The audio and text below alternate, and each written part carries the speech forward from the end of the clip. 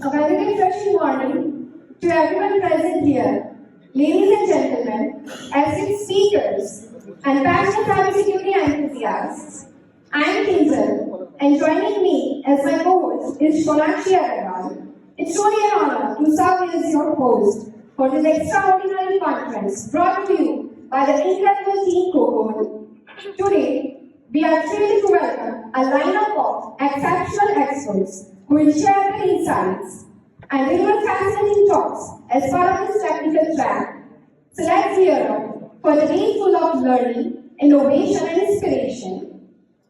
So get ready for the captivating exploration into public transport security with our first presentation on the topic, Right on the House, exploring public transport ticketing system for free rides.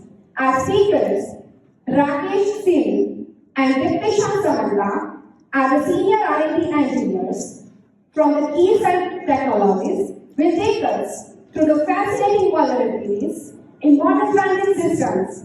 So please give a huge round of applause for the Rakesh and Diptisha. Thank you. The stage is yours.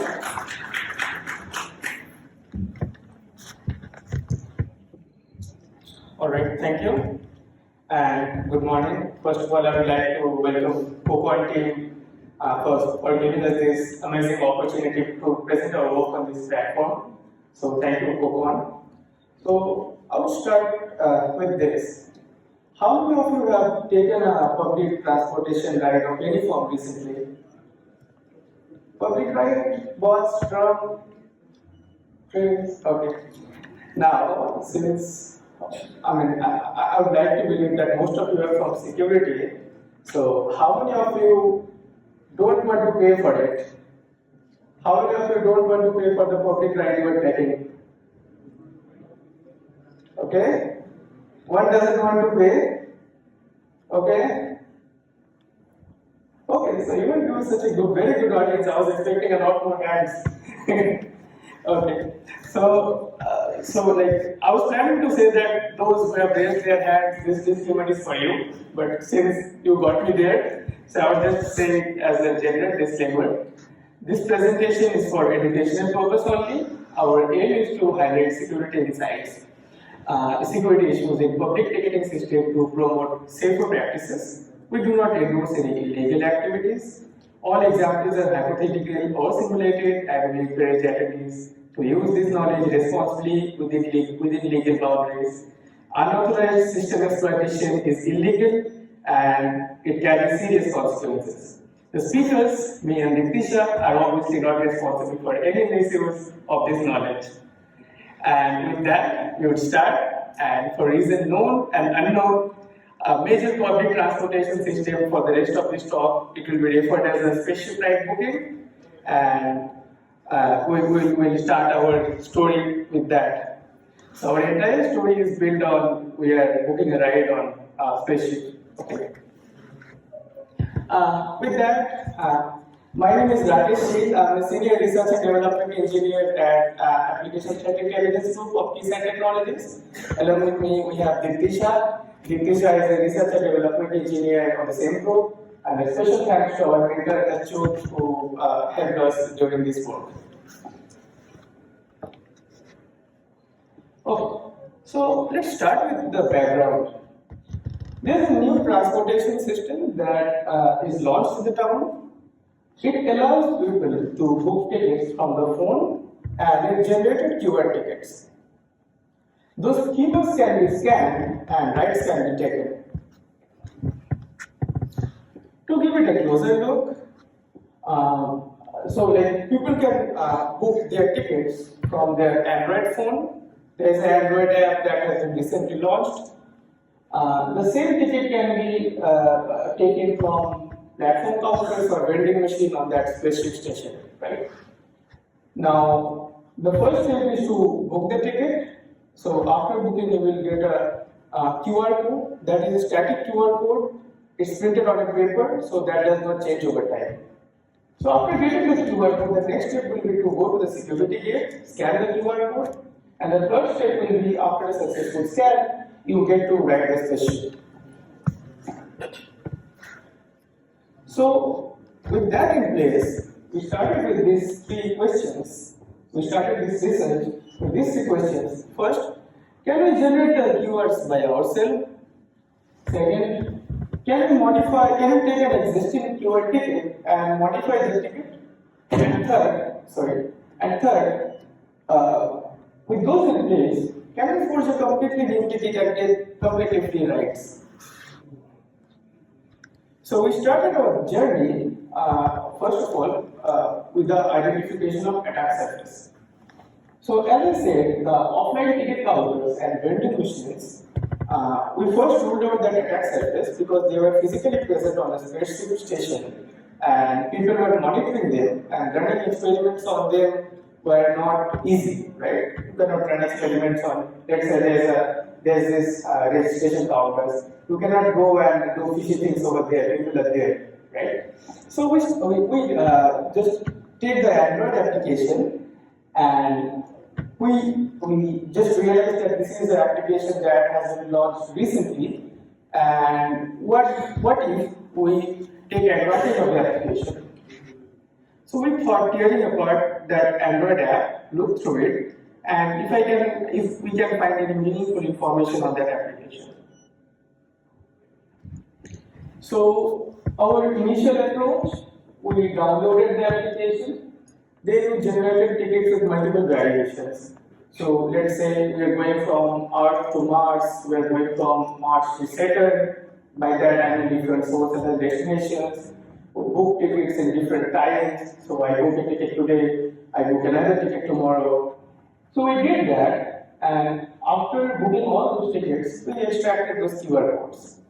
And after extraction, we got different binary payload from those QR codes, right? Now, things started getting interesting when we compared those QR codes. So, although those tickets were generated with variation, but we have seen some similar patterns on those tickets. When we compared the binaries, we saw some similar patterns. And my colleague Nitisha will talk more about what we have found out. Thank you. Good morning to one and all present here. So let's see what we found when we took a closer look at the data. So on scanning a QR ticket, we get a hex data. And for analysis, we compare the data of multiple tickets, each booked with slight variations, like as Dada already mentioned, with different source and destination, at different times, with different fields, just to check for variations. Now, let's take a look at the slide. We see two keyword tickets and their corresponding hex data. Each were booked at different scenarios, and on comparison, we surprisingly found that certain parts of the keyword data remained unchanged, and those portions are highlighted in the green. So those were static for both the keywords, and it was even same across all the tickets. And this gave us the very first clue that our keyword data contained fixed segments. Now, talking from a security perspective, static data in a major thing like tickets, it poses a serious security risk, isn't it? Because it gives an attacker a chance to decipher the keyword and also craft a fake ticket. Okay. Now, in certain portions, we also observed that certain leads vary predictively, like which it potentially represented the fields like timestamps or station codes. Now, moving on to how we actually reverse engineered the code.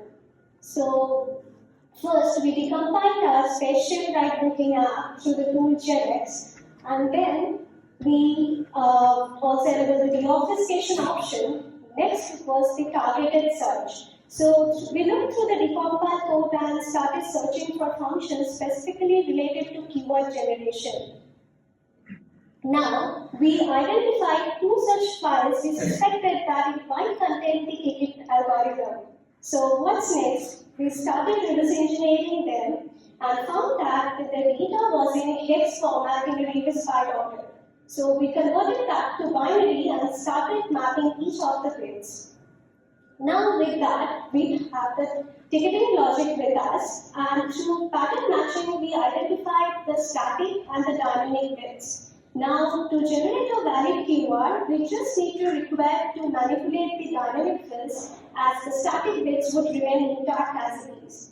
So, with our aggregated logic, we constructed the ticket buffer and used that morphed hex data, converted it to a keyword format, and used that for verification. So now moving on to the next slide, we mentioned about targeted search, right? So how did that actually happen?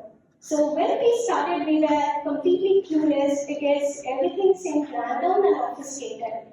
But through detailed analysis, we came across this seemingly random variables.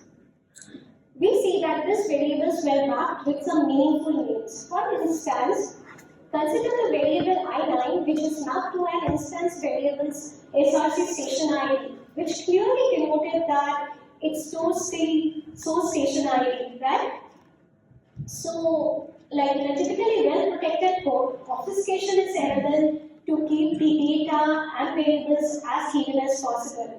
But over here, it practically revealed it, so that made the reverse engineering much easier for us. Now, to firstly touch upon the reverse engineering logic, let's look at the code on the right snippet. So here we identify a try block, right? And it contains a function related to time, hinting that this might be related to timestamp. So likewise, we started following the lines of code and framed the binary out of it and found that it truly represented the timestamp field. Now with that, let's move on to the next slide. So we also said that we identified various fields, but without knowing their sequence, would it matter or would it make any sense? No, right? So this is the file from where we record the reference, how the variables were in sequential order. So we segmented the data based on their lengths and mapped each of the variables to their actual fields. And hence we got we were able to identify all the fields as given on the right snippet, their sequential order, their lengths, and with this we found that most of the fields were static and also 4 key changing fields, which were the ticket number, the booking time, and the source and destination. With that, moving on to the next slide. Just for the information, I would like to touch upon these two things. This might be interesting. So just look at this field, that 000, and look at this field, F789 right? Those two fields, when we observed the code, we did not find any reference to those instances. So what happened was, whenever the ticket was getting generated, those fields were static. So in the actual final keyword ticket, this field, this location, and this location were static. And surprisingly, all those tickets were getting generated for 1/1970, the Unix epoch time. Yeah. So, like, we were able to craft the logic for which timestamp formulated in the code, right? Now, how did we create or got the logic for the station IDs? We generated multiple tickets. We observed consistent values for them, so we could have easily brute forced it. But we found a better option. Guess what? We stumbled upon an open SQLite database in the Android app, which had the station IDs written in plain text. So, well, we successfully decoded all the 3 dynamic fields. Now, moving on to the next slide, let's see, like, do we have everything? We got our ticketing logic from the client-side implementation, which is exposed. Then we need to craft the 4 dynamic fields. Out of them, we have 3. We got timestamp from within the code, the source and destination from within the database, but still one field was missing. If we have that, then we can successfully forge a ticket, and the static fields would remain as it is, right? So with that, passing over to my colleague who will talk more about it. Thank you. Thank you, Dinesh. So, yeah. So we got most of it. Only thing remaining was ticket ID. So we started our journey in search of this ticket ID, and We started our journey and we somehow reached that spaceship right booking ticket counter, right? That was a eureka moment. Why? Just imagine this guy in a red hat. Everyone seen this guy in a red hat? Right? Okay. So this guy is going over there asking for a ticket. As soon as this guy asks for a ticket, and there is one more guy, maybe this guy in the green jacket in this bag, he's the attacker. He's just passively standing over there with his phone or whatever, right?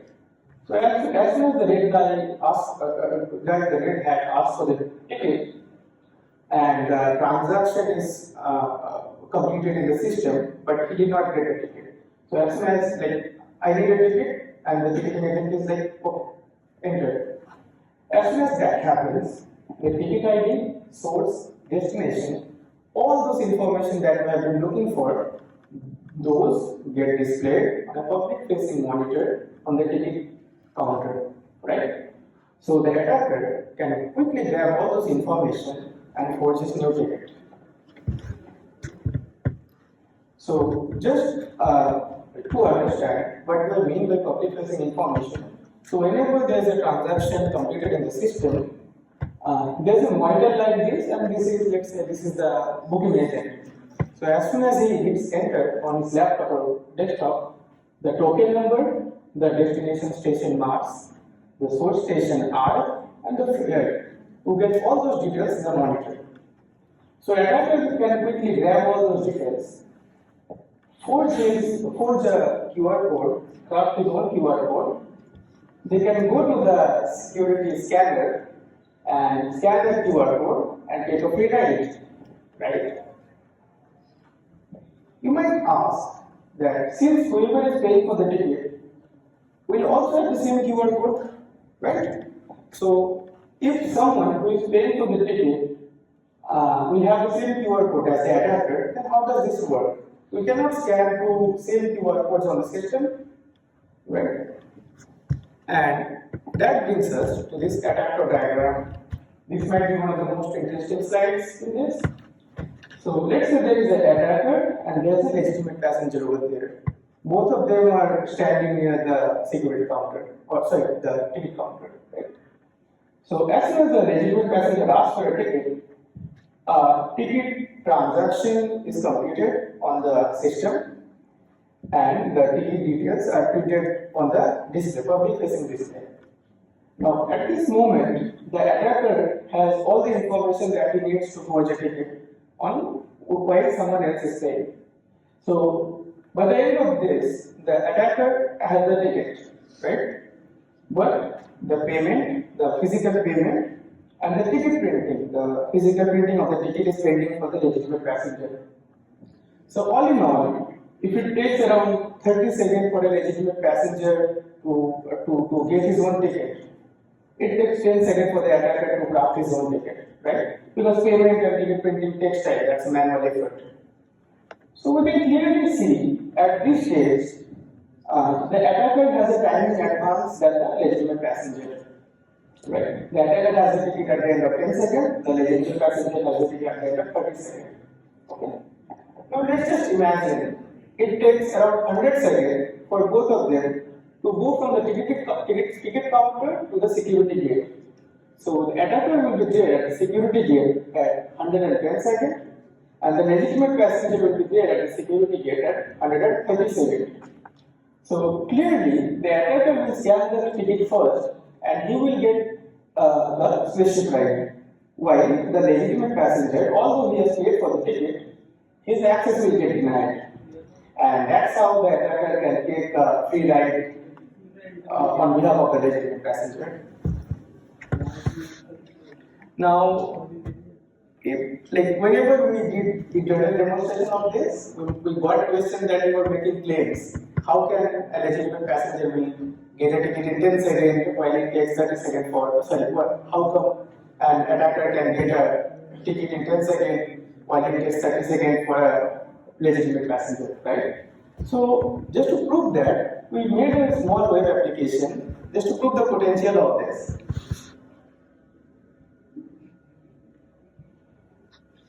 So, a small recap. In this puzzle, in this entire fake ticket generation puzzle, there are 5 pieces. First, the algorithm. The next piece is the source station. Third piece is the destination station. Fourth is the timestamp. And fifth is the transaction ID or the ticket ID. Right? We have 5 pieces in this puzzle. So in this, we already got the algorithm through our reverse engineering efforts. Right? So that the attacker first select the source station. The source station will be same for everyone since this is a physical station. Next, the attacker selects the destination station, wherever he wants to go.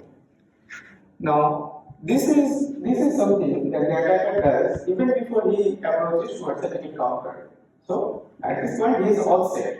So, he has the algorithm, the source station, the destination station, and the timestamp is a unique timestamp, current timestamp of the system. Right? So, the final step is the ticket ID. So let's make a quick countdown. So as soon as someone comes and asks for the ticket to station 55, the attacker grabs his ticket ID. It's a 6-digit ID, and bam, he has the ticket. So to the demonstration, we have shown that it takes, although it's a 10, it takes less than 10 seconds for someone to generate a ticket. And he can just grab his QR code, get his free ride, do whatever. So that was all our demo. We'll move. So and that was all about our story. Now we'll talk about the lessons and what we have done responsibly.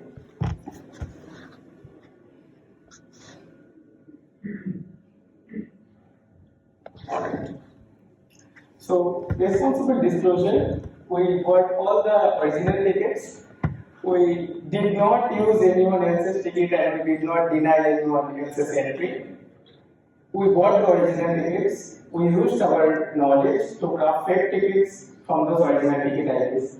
And we only used those tickets to get the ride. So, although our talk says right on the house, for us it was right on our own pocket. Continuing, we did what needs to be done. We contacted c0c0n being the primary authority in the country. c0c0n then contacted the actual authority, the spaceship booking system. Then we got acknowledgement from them, the actual authority, that this is a legitimate vulnerability and they have patched the vulnerability. When we later tested, we saw that a lot of things got changed in this whole process. Then we requested permission to present our work. We got that from that authority through c0c0n, and that's why we are here in front of you. There are many steps in this whole process, this disclosure process, but people are friendly. All you got to do is type a bunch of mails and wait, obviously. So we told a story. Now, as like any story that we have heard in our childhood, we talk about some of the lessons that we can take out from that story. So first of all, I'll talk about some of the problems that we have identified in this entire ticketing system. So first point, the client-side ticketing logic. The ticketing logic we have found on the client-side Android application. The next point was in the code, there was not sufficient obfuscation, and the keyword generation logic or the core business logic was very much predictable. The third point was those transaction ID, source destination, all the information that we were looking for that was missing on the actual Android app, that was basically displayed to the public. The fourth was lack of encryption or tokenization. On the ticket payload, on the payload that we were getting from the QR code, there was no encryption in it.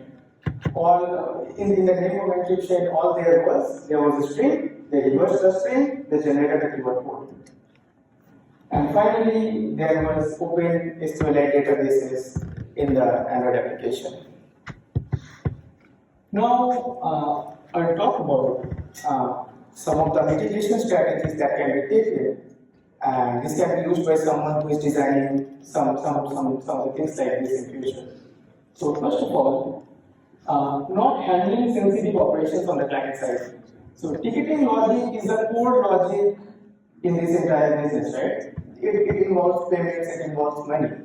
So a good approach is not to handle sensitive operations like that on the client side. Instead, that same thing can be hosted on a server, and those whole tickets can be generated through the help of a REST API call or a gRPC call. Then the business logic, the core business logic should have been much more obfuscated than what we have seen on that. Then exposing minimum information to the public. So those ticketing IDs was openly displayed, so that could have been avoided. A portion of that ID could have been masked.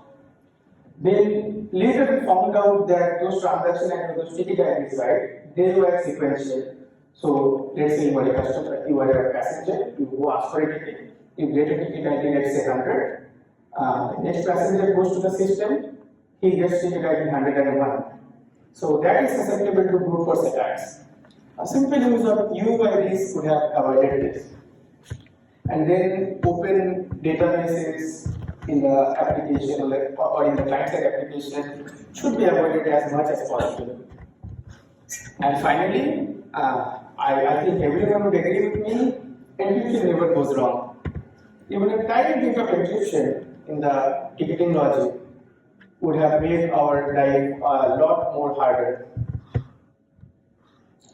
So with that, I thank you all, and I would like to conclude with a small note. Security is a foundation, not a feature, and it should be treated accordingly. With that, thank you all for being such a great audience.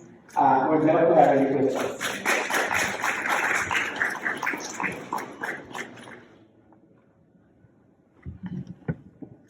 Any questions, suggestions on our research?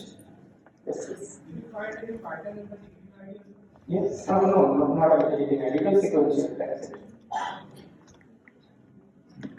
Yes, please. Can you please speak a bit louder? This app is not enforcing any. Yes. And not in fact the app, all the other means of obtaining a ticket, all of them are using the same business logic, and all of them are vulnerable to this. So thank you for taking this spaceship journey with us. Thank you. Thank you, Rakesh and Visnesha, for sharing your valuable insights with us. I would kindly like to invite the group captain B. Karthik from Indian Air Force to please present a token of appreciation for esteemed experts.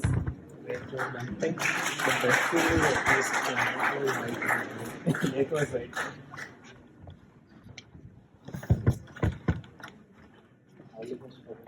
Thank you.